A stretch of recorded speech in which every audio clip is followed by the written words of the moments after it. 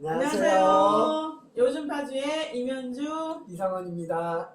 네, 오늘 소개 손님을 오늘 오랜만에 초대 손님을 모셨습니다. 네, 소개 직접 하실까요? 안녕하세요. 저 이철민입니다. 파주에서 편집위원입니다. 네. 오늘은 편집위원으로 모신 건 아니시죠? 네.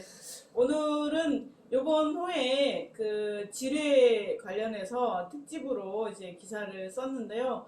우리가 지뢰 하면은 뭐 북한군 소행이고, 그 다음에는 뭐 민통선이고, 그 다음에는 철조망이 있는 그 동네에서만 일어나는 일이 아니냐 이런 생각을 하는데, 실제로 고향에서 그 환경 정화 활동을 하던 시민이 다쳐서 이제 발목 아래가 절단이나 무릎 아래. 그러니까 양쪽 다. 아니 한쪽. 오른쪽만. 오른쪽 다리. 그러니까 그런 일이 있었습니다. 그래서 이 건과 관련해서 우리가 지뢰 문제에 대해서 좀 더 알아보고, 또 어떻게 이런 일이 고양시에서 바로 옆 고양시에서 일어난 일인데요. 고양 파주 같은 공간이니까 이 문제에 대해서 한번 검토해보고자 이철민 씨를 모셨습니다. 네, 우선 사고가 난 게 6월 초였죠? 네, 6월 4일 오전 9시 50분입니다. 네네네. 그때 당시의 상황을 잠깐 좀 설명을 해주실 수 있을까요? 이제 고양시는 이제 그 장항습지라고 그 람사르에 등록도 한 그 습지가 있죠. 네. 그 습지가 이제 생태적으로 굉장히 중요한 곳이기는 한데, 한강 상류에서 이제 그 비가 많이 오고 그러면은 쓰레기들이 많이 흘러내려오고, 그것이 그 장항습지 아래쪽이 바로 어디냐면 이제 이 서해 바다로 빠지는 길목인데, 우리는 이제 그러다 보니까 간조 만조의 영향을 거기는 많이 받는 지역이에요. 그렇죠. 그래서 만조 때가 되면 물이 들어옵니다. 그러니까 상류에서 내려온 물이 쭉 가다가 만조 때 되면 바다로 빠져나가지 못하고 다시 들어와요. 다시 들어와서 그 장항습지에 그 쓰레기들이 걸리는 겁니다. 그래서 장항습지에 이 그런 어떤 그 페트병이라든가 스티로폼이라든가 이런 그런 쓰레기들이 많이 걸리는데, 거기에 이제 그 상류에 있었던 그 쥐레가 바다로 빠져나가지 못하고 거기 같이 걸려서 사고가 납니다. 그래서 해마다 장항습지에 대해서는 이제 그렇게 이 고양시에서 이 정화 작업을 하고 있어요. 그 뭐 스티로폴이라든가 그런 그 페트병은 물론이고, 또 거기가 이제 그 원래 그 버드나무가 이제 거기서 자생하는 맞아요. 많이 있죠. 그런 곳인데, 거기에 이제 그 생태 교란종인 이 단풍나무 돼지풀이라든가 또는 그 가시박이라든가 환삼덩굴이라든가 이런 것들이 생태계를 교란을 시키기 때문에 그것까지 같이 제거 작업을 하고 있습니다. 그래서 이번 사고는 그 제거 작업을 하러 들어갔던 그 습지 정화팀 중에 한 분이 이제 그 발목 지뢰를 밟아서 사고가 납니다. 그날 그러면 한 몇 분이서 같이 5명이서. 5분 같이 가시다가 네. 갑자기 사고가. 근데 이게 지뢰가 우리 무슨 영화 보면은 딱 밟았을 때 이거 뭐죠? 발 안 떼면은 된다는 둥 뭐 이렇게 우리가 알잖아요. 지뢰 하면은. 근데 이게 모르니까. 이 지뢰는 밟으면 터지는 지뢰예요. 밟으면. 이 밟았다가 떼지만 않으면 된다고 알고 있는 그게 아니에요? 아니라 이제 밟으면 터지는 지뢰. 그래서 이제 우리가 신문에도 여기 나왔지만 요 동그랗게 요거만 봐가지고 크기를 짐작을 못 하실 텐데, 그 안티프라민을 생각을 하시면 안티프라민. 그래서 두께는 안티프라민보다 좀 더 두꺼운 안티프라민 한 3개, 4개 정도 겹쳐놓여 있는. 네, 크기는 동그라미는. 그래서 이것이 지금 그 플라스틱으로 만들었어요. 그래서 흔히들 지뢰하면은 뭐 북한에서 내려온 거 아니냐라고 하는데, 북한에서 내려오는 지뢰는 목함지뢰입니다. 나무로 틀을 만들어서, 도시락처럼 나무로 틀을 만들어서 그 안에다가 화약이 들어 있어서 터지는 그 목함지뢰고, 이 지금 M14라고 하는데 이 지뢰는 M14? 네, M14라고 하는 이 지뢰는 미군이 만들어서 뿌렸어요. 1960년대에 미군이 뿌리고, 그 다음에 이 한국군이 또 70년대에는 또 한국군이 이제 그걸 이어받아서 뿌리고, 그래서 이거는 플라스틱으로 만들어져 있기 때문에 물 위에 뜹니다. 떠서, 그러니까 그 양군이 인제니 철원이니 이런 데에 뿌려져 있던 민통선에 뿌려져 있던 지뢰가 홍수로 인해서 유실돼 가지고 한강을 따라서 이제 그 한강 상류에서부터 하천을 따라서 한강까지 흘러 내려와서 오. 미쳐다 내려가지 못하고 그 만조 때 다시 그 한강물이 이게 저기 바닷물이 들어올 역류하면서 때? 장항습지 안에 거기에 들어가 있는 거예요. 그래서 북한의 목함지뢰 사고는 사실 별로 없어요. 목함지뢰는 말씀드렸다시피 나무로 만들어져 있는데 이게 팔당댐이니 청평댐이니 이런 댐을 거쳐서 낙차가 큰 데서 떨어지면은 파손이 됩니다. 분해가 돼버려요. 분해가 돼서 그거는 그냥 어떤 지뢰로서의 기능이 없어져요. 그런데 이 플라스틱 지뢰는 오히려 작고 가볍기 때문에 떠서 그런데 떠서 그냥 둥둥 떠가지고 그냥 계속 그대로 내려오는 내려오는 거네요. 거예요. 그래가지고 그런데 습지 같은데 걸려 있다가 풀숲에 걸려 있다가 이제 밟으면 터지는 거죠. 그래서 여기서만 그런 게 아니라 장항습지 상류에 있는 그 대덕 생태공원 거기서도 발견이 됐었고 또 그 바로 그 장항습지에서 좀 더 올라가면 행주나루터 역사공원이 있는데 그쪽 인근의 그 풀숲에서도 발견됐었고 또 건너편에 있는 김포에 있는 지역에서도 낚시꾼이 또 낚시하다가 밟아서 사고가 났어요. 사고가 났어요? 거긴 사고가 났죠. 작년에. 아니 이게 근데 플라스틱이라고 하면 뭐 이게 금속 탐지기로도 안 될 건데 이런 것들은 어떻게? 그래서 금속 탐지기로 이게 그냥은 안 되죠. 그래서 이제 그 탐지가 안 되니까 이 안에다가 금속 성분을 약간 집어넣어요. 나중에 제거할 수 있게끔. 제거할 수 있게끔. 그런데 그게 이제 그 많이 넣으면은 안 되니까 살짝 조금만 넣으니까 이거를 탐지하기가 쉽지가 않아요. 왜냐하면은 다른 거 못 정도, 못이나 그 정도 작은 그 정도 성분만 들어가 있으니까. 그러니까 그걸 감지할 수 있어야 된다 네. 이거죠? 아무것도 없는 상태에서 얘네들만 있으면은 탐지가 되겠지만은 다른 여러 가지 쓰레기들이 섞여 있는 데서 이게 있으면은 이게 무엇인지 병뚜껑인지 뭔지 이걸 갖다가 다 확인할 수가 없는 거죠. 그럼 어떻게 찾아요? 그래서 이거는 이 탐지기로 찾는 데는 한계가 있어요. 장항습지는 저도 들어가 봤는데 거기에는 이런 플라스틱이니 페트병이니 이런 것들이 막 그 뒤엉켜 있어서 이 작은 게 그 속에 들어가 있으면 보이지가 않아요. 그렇죠. 보이지가 않고 그 찾기가 힘들죠. 그래서 이거는 군부대에서 와서 지뢰 탐지기를 가지고 이렇게 한다고 해도 제대로 탐지가 안 돼요. 이거. 그리고 군부대에서 와는 지뢰 탐지 하는데 여기다 장비에다가 뭐 바지 이런 거 저기 신발 이런 거 신고 이거 하고 이거 하면은 뭐 이거 한 100평 하는데 몇 시간 걸릴 거예요. 그래서 이거는 한국 지뢰연구소에 지뢰제거연구소의 그 김기호 소장이라고 그분이 이제 그 군부대에서 오랫동안 하신 분이어서 그분들은 이제 그 팀은 일일이 이거를 다 이제 그 손으로 수작업으로 하는데 예? 이 수작업으로 수작으로 뭐 죽는다고? 다른 거를 쓰레기를 제거하고 하나씩 제거. 저는 겁나다. 전문이라고 해갖고 이렇게 기계가 할 줄 알았는데. 아니 근데 그 기계가 있어요. 네네. 그래서 기계로 이제 일단은 하고 기계로 일단은 그게 무슨 1,000만 원이 되는 거, 2,000만 원이 되는 거 뭐 그 장비가 있대요. 그래서 그걸로 한번 하고 그 다음에 이제 그 자기네들은 이 보면은 안다는 거지 이제 그 바로. 그래서 이 장항습지 같은 데 들어가서 있는 거를 골라내는 거는 굉장히 비효율적인 거고 애초에 그러니까 그 양구나 철원이나 인제나 이런 데에 살포된 데 그런 데는 쓰레기들이 없으니까 그렇죠. 거기서 그런 찾아. 먼저 수거하면은 육안으로도 90% 이상을 갖다가 제거를 해낼 수 있다고 해요. 그래서 원래 그 작업이 돼야 되는데 그 작업을 안 하고 군부대에서 한다고 하는데 군부대에서 시간이 많이 걸려요.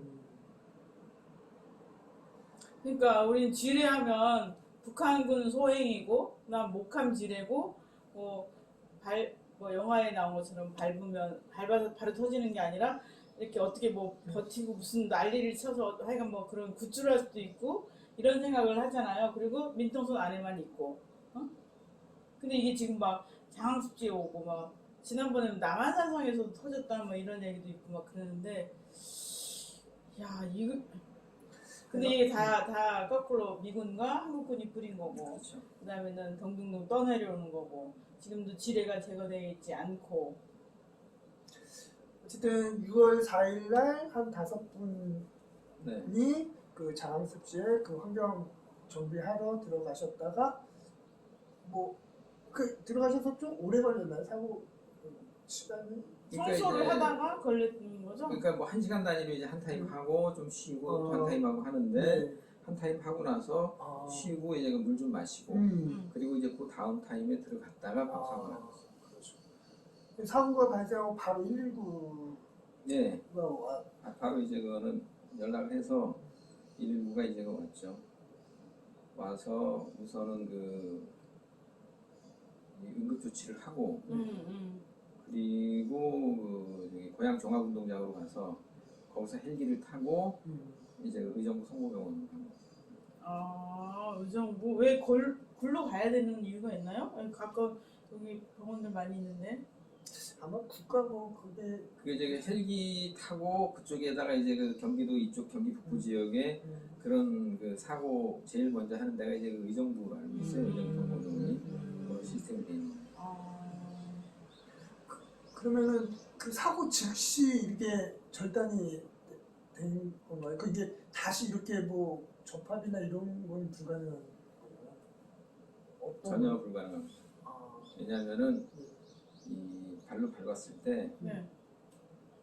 복숭아뼈 그 위에서부터 아래가 완전히 산산조각이 나서 흩어져서 그러니까 뭐 이렇게 딱 잘라진 게 아니라 그냥 이렇게 부러지거나 자르는 게 아니라 산산조각이 나서 흩어져서 그거를 찾아서 뭐 접합을 한다든가 이게 불가능해요. 아니 이게 그렇게 세요? 아 이게 무서워라. 이게 지금 이런 지뢰가 얼마나 있어요? 빨리 지뢰를 제거를 해야지.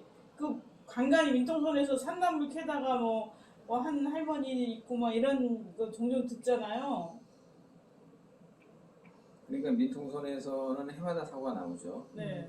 이제 근데 거기는 그 애초에 묻혀 있는 곳이고 들어가지 말라고 이제 그 이렇게 해놓기도 하고 표시도 해놓고 통제가 좀 어느 정도 가능해서 그럼에도 불구하고 사고가 나는 건 어떻게 보면 본인의 어떤 그런 과실도 있고 근데 이제 가장 안타까운 거는 그런 거하고 전혀 상관없는 민통선과는 상관이 없는 이런 한강 하류에서 이런 게 발견된다는 거 그리고 거기서 그야말로 아무것도 모르고 낚시한다든가 산책하러 왔던 사람이 그야말로 한마디로 재수가 없어서 그 밟아서 터진다는 건 이건 말이 안 되는 거죠. 그러면 이 지뢰가 발견되고 또 지뢰를 수거하고 없애야 되는 책임이 국방부에 있는 거 아니에요? 어떻게 되나요? 이 책임 소재가? 지뢰에 대한 그 책임은 국방부에 있죠. 그러니까 그럼 이렇게 이번 사건도 국방부가 다 국방부가 책임을 져야 되는데 네. 이제 여기서 어떤 문제가 발생을 하냐면은 네. 장항습지가 처음에는 군부대가 관할을 했어요. 들어가는 입구도 군인이 이제 이렇게 그 통제하고 그러다가 이제 그게 철조망 그쪽에 다 제거 작업을 하면서 그 관할이 이제 이 고양시로 넘어왔어요. 고양시로. 그런데 군 작전권은 그대로 가지고 있어요. 그 군부대도 그 안에 있기 때문에. 그러면은 이제 그 군부대에서 여기가 지뢰가 이렇게 내려오는 데다 해가지고 이 지뢰가 있다는 것이 보고가 되고 얘기가 됐으니까 전문가들이 지적을 했기 때문에 제거 작업을 해야죠. 일단은 1차는 군부대가. 근데 지난번에 사고 난 그 인근 지역에서도 군부대가 제거 작업을 하는 거를 저도 작년에 봤어요. 근데 이런 얘기하면 뭐하지만은 그 일대를 다 하질 않고 그냥 눈에 보이는데 어디 그냥 뭐 이 통로 주변만 딱 한 거예요 이제 한 거고 그러면은 정말로 군부대가 책임이 있다면은 여기까지는 우리가 지뢰 제거 작업을 했는데 이 이상은 불확실하다 위험하다니까 여기 들어가면 안 된다 라든가 뭐 이런 또는 여기까지는 안전한 지대입니다라고 어떤 표시판에 해놓는다든가 이게 있어야 되는데 그런 거 그냥 없는 거예요. 그냥 우리 뭐 했어 우리 그래가지고 고양시에서 그냥 우리 데리고 들어갈게 정화 작업할게 그래가지고 고양시에서 들어간 거죠. 그러니까 국방부가 책임이 있는 거죠. 아니에요? 그래서 지금 제가 국방부가... 알기로 이거에 대해서 그러면은 국방부가 정확하게 우리는 여기까지 했는데 이거 안 했으니까 안 한 데 들어갔으니까 이건 우리가 통제를 못했다 라고 해서 책임을 지면 좋은데 지금 고양시하고 국방부가 이제 서로 어떻게 얘기를 주고받는지는 모르겠어요. 근데 국방부는 고양시에다가 니네 책임이다 라고 할 거고 고양시는 니네 책임이다 라고 할 거고 그렇게 지금 서로 책임을 상대방에다가 지금 떠넘기고 있는 그런 상황이라고 보여집니다. 지금 현재 상황. 이와 관련해서 최근에 그 대책위를 구성한 걸로 알고 있는데 뭐 네. 기자회견도 하고 그랬었던 네. 것 같아요. 그거 대책위 얘기도 좀 관련해서 해주시면 좋을 것 그래서 일단은 고양시에서 일어난 사고니까 고양시에 있는 시민단체 연대회의라고 하는 그걸 통해서 고양시에 많은 그 같아요. 이런 환경단체, 뭐 생태, 뭐 이런 거 또는 평화 통일단체, 뭐 이런 데서 이제 같이 연대를 해서 우리 지뢰 문제를 같이 이제 그 합시다. 네네. 라고 해서 이게 결의를 다지고 음. 그 대책위에서 이제 그 뭔가 회의를 하고 근데 이제 그러려면 우선은 고양시나 국방부가 정확하게 입장이 어떤 건지 이게 나와야지 이제 거기서도 뭔가 거기에 따른 액션을 취할 텐데 네네. 아직까지 그건 안 나온 것 같아요. 아. 대책위는 계속 소통은 네, 그렇죠. 아니 어쨌거나 뭘 어떻게 보면 하여간 지뢰가 원인이잖아요. 그럼 지뢰는 국방부가 수거해야 될 책임이 있으니까 국방부가 당연히 책임을 지고 또 이제 고양시도 부가적으로 이렇게 좀 하고 당연히 서로 책임져야 되지. 이게 무슨 근데 이제 그 이런 무슨, 문제가 있어요. 이제 이거는 한마디로 국방부 물론 국방부가 책임을 져야 되는데 단순하지 않은 게 우리는 장학습지에다 살포한 게 아니다. 국방부 입장은 우리는 살포한 데는 저 일통선이다. 그러니까 살포한 거는 그 부분에 대해서 우리가 제거 작업하고 하는데 떠내려온 것까지는 우리가 이제 그 부분이 애매한 거예요 이제. 그러면은 근데 현실적으로 그 국방부가 또 애로사항이 있다는 건 알아요. 왜냐하면 장학습지 그 넓은 공간에 그렇게 그 어디에 떠내려와 있는지도 모르는데 그것만 하다 보면 날 샌단 말이에요. 일 못하지. 그러니까 이제 이 지뢰 제거 작업을 오래 했던 그 지뢰연구소의 그 김기호 소장님 같은 경우는 그런 거는 민간에다 위탁을 줘라. 국방부에서 다 못하니까. 왜냐하면 지금 국방부에서 이제 그 공병대에서 해요 그거를. 네. 공병대에서 그 지뢰 뭐 폭발물 제거반 뭐 이제 이런 데 사는데 거기 다 그 일을 하는 사람들이 다 병들이에요. 근데 이 병들이 제대하면은 그걸로 끝나. 그렇지. 그럼 또 새로운 사람 또 뽑아갖고 또 교육시켜야 돼. 또 제대하면 끝나. 기술이 축적되지 않겠네. 그렇죠. 기술과 경험이 축적이 돼야 되는데 그게 안 되고 소모. 그 아까 지뢰 연구소. 그러니까 그런 사람들을 저기 경험이 있는 사람들을 모아서 그런 어떤 뭐 민간 뭐 지뢰 제거 공단이 됐던 뭐가 됐든 이런 어떤 걸 만들어 가지고 국방부에서 살포하는데 전방 지역은 국방부에서 하고 이렇게 후방에서 내려오고 이제 이런 데는 어딘지 불특정 자수 이런 거는 그런 어떤 그 경험 있는 사람들이 이제 하면은 그러면 업무도 좀 나눠지고 지뢰도 그 빨리 제거하고. 빨리 제거하고 그런데 없죠. 지금 상황에서 국방부는 어떤 입장이냐면 우리가 다 해야 된다. 근데 현재 국방부 지금 현재 기준으로 하면 500년 걸린대요. 지뢰를 제거하는 지뢰를 제거하는데 아, 500년. 제거하는 그러니까 이게 말이 안 되는 거지. 그러니까 뭐냐면은 이건 제 얘기가 아니라 이제 다른 사람들 얘기인데 요새 군대를 갖다가 자꾸 슬림화 해가고 있잖아요. 이제 네. 구조 조정하고 이제 현대에 맞게 저기 조정하고 저기 기간도 짧아지고. 이런 입장이니까 국방부에 있는 특히 공병대 같은 데서는 이 일을 자기네가 놓고 싶지가 않은 거예요. 독점하고 싶은 거예요. 그래야지 자기네들의 예산과 인력과 이런 것들을 유지할 수가 있는 거지. 그러니까 민간인한테 주면은 자기 일감이 없어지고 먹거리, 조직이 작아지고 먹거리가 줄어든다 이거지 이제. 어디나 그러니까 어디에나 다 고의주의가 있어서. 그래서 그 한국에 나와 있는 한국의 DMZ 같은 데 살포되어 있는 저런 이 M14 같은 경우는 이 비싼 장비가 필요하지가 않다는 거예요. 많은 경험 있는 인력이 들어가고 몇 천만 원짜리 장비 가지고 해서 하면은 90% 정도는 충분히 제거할 수가 있다. 그런데 그런 거를 외면하고 보여주기 식으로 무슨 지뢰 관련 무슨 세미나 열고 외국의 전문가 데려가고 뭐 하고 비싼 장비 들여오고 이 쇼라 이거지. 맞아요. 실질적으로 이거 하는데 돈이 안 된다. 몇 년 전에 연천에서 지뢰 제거한다고 국방부에서 연천 군에게 얘기해서 군한테 돈을 받아서 뭐 커다란 장비 같은 거를 이제 사갖고 뭐 하는데 이게 이제 말하자면은 포크레인 큰 거 있죠. 길다란 거 툭툭툭툭 치면서 가는 식으로 하는데 평지에는 되지. 근데 사내는 안 될 거 아니에요. 나무를 다 없애고 두들길 수는 없는 거 아니야. 그래서 뭐 무슨 이게 뭐 어쩌고저쩌고 막 이런 문제가 있었던 걸로 제가 알고 있는데, 그러니까 이제 군을 사기친 거 아니냐 이런 얘기도 나오는 정도까지 이렇게 했는데, 아니 이 지뢰 문제에 대해서 좀 국민 여론이 형성이 돼야지 좀 국방부가 정신을 차리려나요? 어떻게 해야 되나요? 그렇죠. 그래서 그냥 얘기해가지고는 아직도 많은 사람들은 지뢰? 그거 우리하고 관계없는 전방 문제 아니야? 응, 또는 북한에서 보낸 거 아니야? 응. 이런 인식들이 많은데 지금 우리 땅에서 그 남한 땅에서 일어난 지뢰 사고의 90%가 우리가 살포한 지뢰라. 우리가 뿌린 지로. 네, 목함 지뢰는 거의 없대요. 네. 그걸로는 그 사고 날 그 확률이 굉장히 떨어진다는 얘기죠.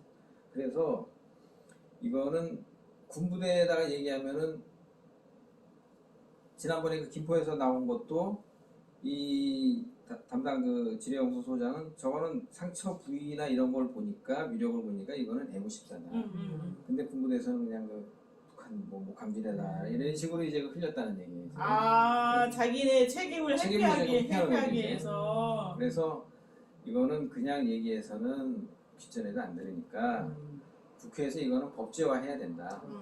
예, 법제화해서 이 국제적인 그 지뢰 방지하는 그 협약에 우리도 가입을 하고 그리고 군부대에서만 지뢰 제거가 아니라 민간인 전문가 단체들도 참여를 해서 이 일반 후방 지역에 있는 데는 민간인들도 같이 해서 제거할 수 있게끔 그렇게 제도적인 장치를 마련을 해야지 그러지 않고 국방부에 내버려두면은 500년 또 좀 지나면은 또 시부지대 버리고 넘어가고 시부지대 버리고 넘어가고 이제 이런다는 얘기죠. 네네. 그래서 법제화가 중요하다. 그래서 법제화를 하려면은 네네. 지역의 시의원이라든가 도의원이라든가 국회의원이라든가 특히 우리 파주 같은 데는 접경 지역이니까 네네네. 이런 데 있는 그 현역 의원들 네네네. 이런 분들하고 같이 좀 논의를 하고 뭔가 그 대책을 마련을 해야 되지 않을까 이렇게 생각을 합니다. 그 전에도 그런 공청회나 그런 게 없었어요. 옛날에도 있었어요. 그죠. 지뢰 뭐 다친 사람들 모여서 뭐 공청회도 하고. 근데 이게 법으로 자꾸 안 되니까. 근데 지금은 지금 우리 파주의 국회의원 두 분이 속한 정당이 의석수가 많으니까 뜻만 있으면 되는 거 아닌가요? 거기도 제가 봤을 때 또 그거네. 그 관료들이 딱 버티고 있는 국방부가. 그걸 못 통과시키게 막고 있는 이게 거예요. 그러니까 우선은 저거예요. 국방위원회.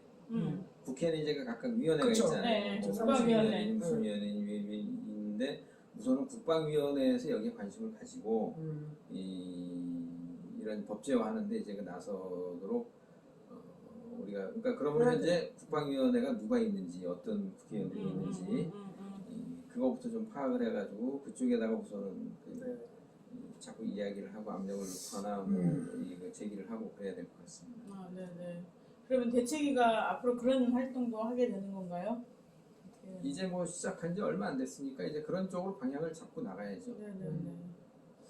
그러면 우리 시민들도 관심 갖고 그 국방위 소속 국회의원들한테 뭐 문자도 보내고 편지도 보내고 전화도 하고 아니 우리 파주 두 분은 국방위가 아니잖아요. 예. 네, 국방위가 아니더라고요. 아니지만 제가 알기로는 서른 의원이 국방위인데 보니까. 근데 왜 뭐 파악하는 게 국방위니까 홈페이지에 들어가서 가니까. 네네네. 지금 피해자분의 상황이 좀 어떤지 좀 들어보고 지금 나가기는 이제 그 발목 이쪽이 나갔는데 여기서부터 이제 아래 발이 다 나갔는데 절단은 여기를 하더라고요. 여기만 하는 게 아니라 무릎까지? 무릎 바로 아래까지. 그래야지 이제 어떤 나중에 의족을 한다든가 이런 거 할 때 그렇게 한대요. 그러니까 정말 안타까운 일이죠. 여기 밑에가 나갔는데 여기까지 다 해야 된다고. 그래서 지금 계속 그 치료를 받고 있는데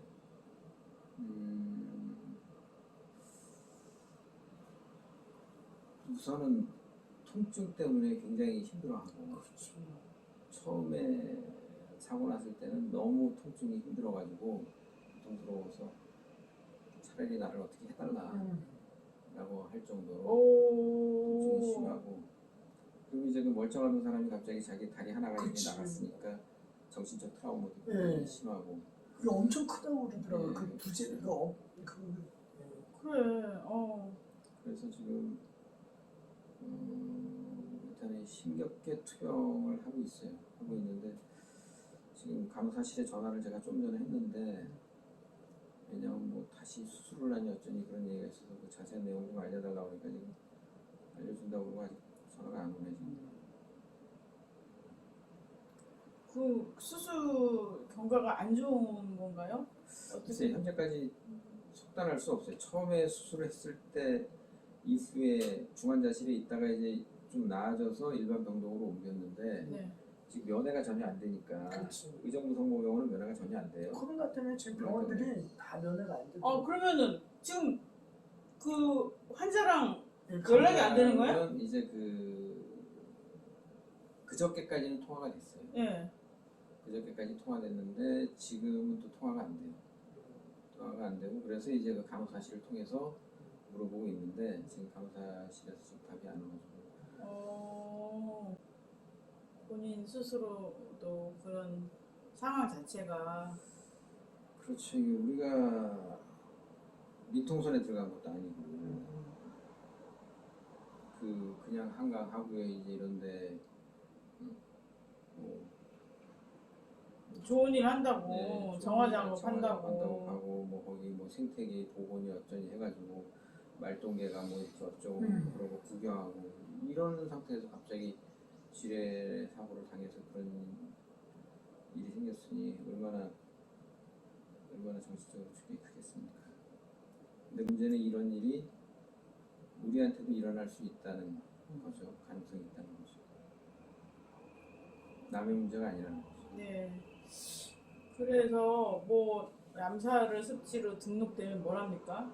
거기 안에 그 생명이 인간의 생명을 존중하는 할 수 있도록 이렇게 좀 정화가 돼야 되는데 이렇게 지뢰가 떠다니고 있다고 생각하니 막 갑자기 소름이 끼치네요.